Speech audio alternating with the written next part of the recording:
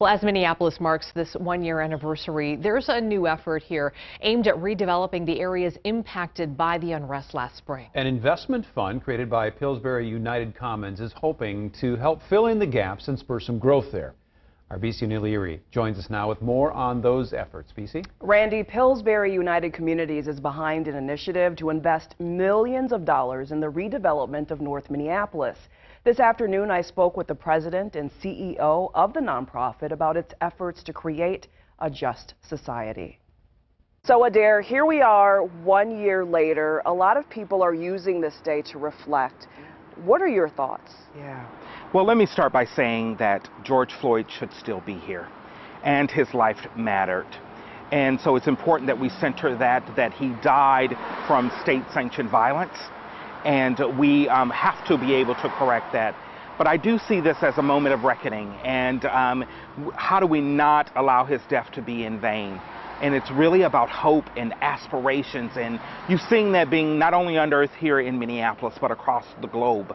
And so I think this is a moment of hope, reconciliation, but thinking about our future in unity. So I'm using this day as really the catalyst for change.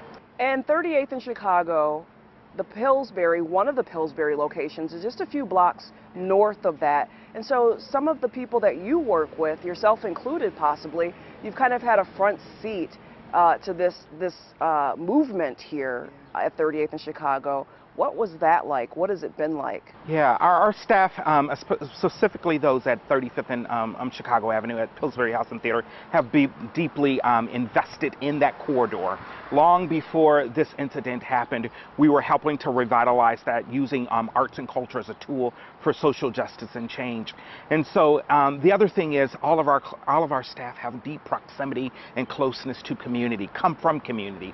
And so this has deeply affected the individuals that show up every day to combat racial injustices, but also trying to revitalize, be a part of this movement. And so we are, as you've mentioned, front row in what we're seeing as a movement happening not only here at the George Floyd Square, but across our region. Right now in the city of Minneapolis, it's very tense. Just so much going on with the crime. So I want to make sure that we center the conversation there. What do you hope to see a year from now? Really more commitment, more action, intentionality. To your earlier point, we have enough platitudes, we have enough words, right? We're not going to spend time wordsmithing what it means. Let's be about the action.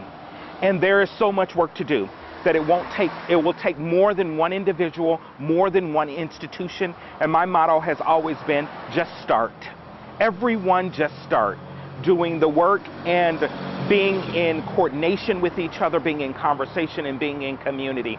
And so what I'm hoping is that the things that we're talking about today, that we will have moved that needle, that we will have had change at the population level, to really be able to see catalytic transformation in our communities.